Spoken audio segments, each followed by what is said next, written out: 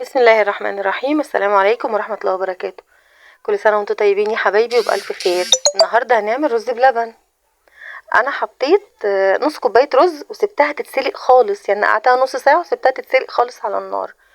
بعد ما اتسلقت خالص خالص خالص جبت كوباية سكر وحطيتها عليها، نفس الكوباية اللي انا حاطه بيها نص كوباية رز حطيت بيها كوباية سكر. وبعدين بعد ما غليت نص غلوة كده حطيت اللبن.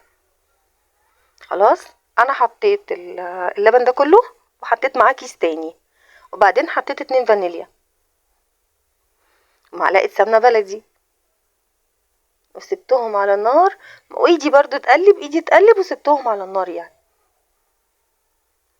شويه، حوالي نص ساعه. بس انا كنت بعمل الاكل يعني واقلب فيه من الناحيه التانية. صلوا على النبي يا حبايبي، اللهم صل وسلم وبارك عليه، لاجر ليا وليكم ان شاء الله. وبعدين حطيت في طبق معلقه كريم شانتيه ومعلقتين نشا و3 معالق لبن بودر، وحطيت عليهم لبن ساقع من التلاجة، يعني نقول مثلا نص كوبايه لبن تاني غير اللبن اللي انا حطيته. خلاص، وهقلبهم كويس. وبعدين هنحطهم على الرز بلبن. اللهم صل وسلم وبارك عليك يا حبيبي يا سيدي يا رسول الله.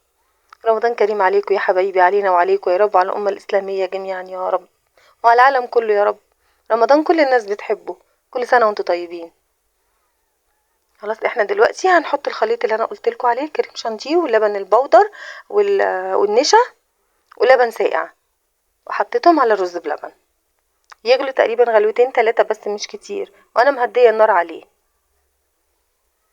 الرز بلبن جميل ومش افتكاسه برضو ومش صعب، بس احنا برضو بنشجع بعض وبنقول لبعض يعني على اي حاجه. يعني انا بالنسبه لي ان انا بسلق الرز قوي وبسيبه منقوع نص ساعه. بعدين هنحطه في العلب. انا بحط في علب بلاستيك علشان سهل قوي. اي حد على الباب، اي ضيف جه، اي حد اصحاب ولادك، اي حاجه، كوبايه رز بلبن كده جميله في الاطباق دي، يعني سهله، بتسهل عن اطباق البيت. زي ما قلت لكم رز بلبن جميل، كل الناس بتحبه، اصحاب ولادك هيحبوه قوي.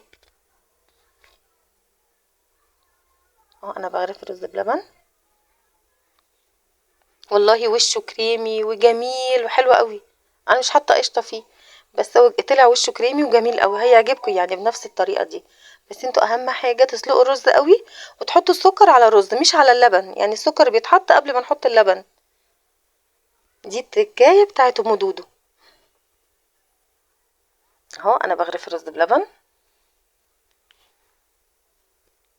احلفكم بالله تدعوا لامي بالرحمه والمغفره، وفي كل فيديو اقول لكم كده، ده من بيت ماما ودي حاجه ماما.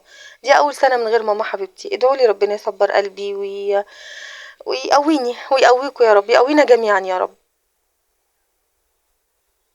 يا حبايبي احنا بنغرف الرز بلبن اهي الاطباق.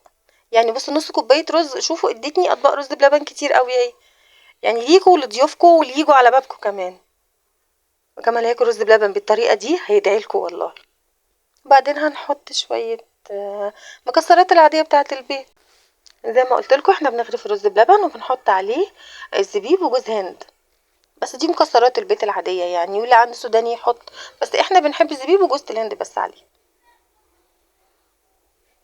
اهو انا بوزعه، وبرده ما تكتروش عشان في ناس مش بتحب المكسرات كتير.